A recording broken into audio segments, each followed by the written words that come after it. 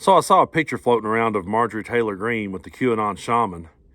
And I read the big long-winded tweet that she did about how this guy's a victim and how that, he was treated so unfairly and how he's a patriot and such a nice guy with such a positive attitude.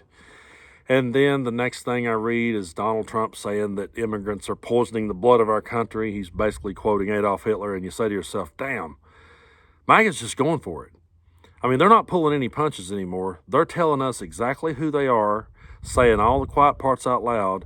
There's no reason for any of us to sit over here on the fence wondering what they're trying to say or guessing what they're trying to say. No, they're just flat out going for it. I remember a time when we could all sit around and we could have debates and we could agree to disagree on certain things. We all had ideas and we all had ways that we could make things better. We didn't always agree on it. There was a time that we could debate about health care and how we should go about making that available for folks, how we should go about making that more affordable.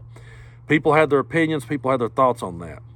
You could even have your opinions and thoughts on the war in Iraq or the war in Afghanistan, and you could either be for it or against it or somewhere in the middle, and you could find a way to walk away agreeing to disagree. But we're in a dangerous place now because what they have done is they have went ahead, they've said all the quiet parts out loud, and they've been testing the water to see just how much people will accept.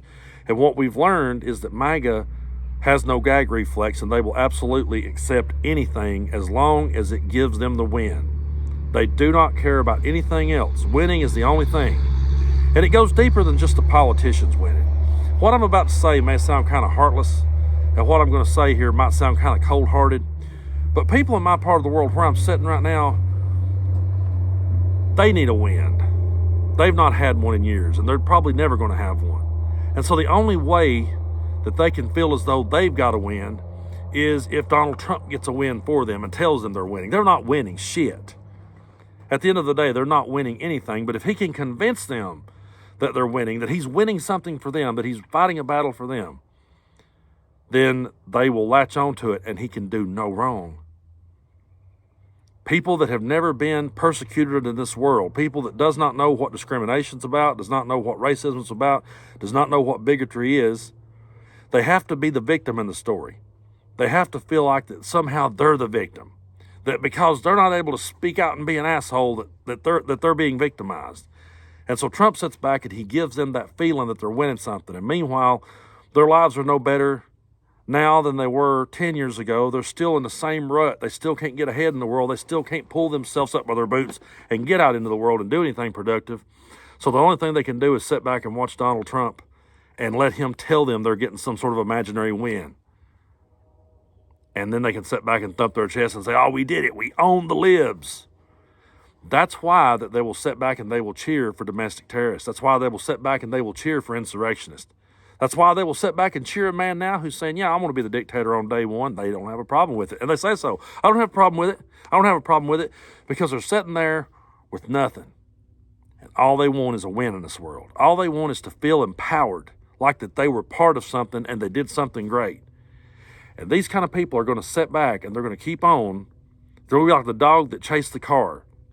They're going to keep chasing it till one day they're going to catch it.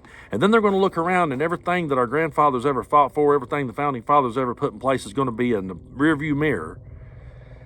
And until it affects them personally, they won't know nor will they give a shit. Because it has to hit them.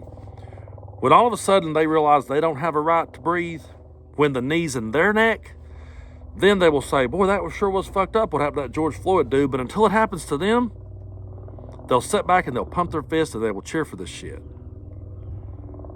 And none of this stuff is hyperbole. People on my side of the aisle is trying to say, hey, I don't know if you guys know this or not, but there's a train headed for you. You're standing right dead in the middle of the tracks and you're screaming and you're bitching about all these things that have nothing to do with anything, but there's a train headed straight for you and it's coming for your democracy. It's coming for your freedom. It's coming for your rights. And you're just standing there clenching your fist and wanting to fight this fight that will give you some sort of imaginary victory in this world.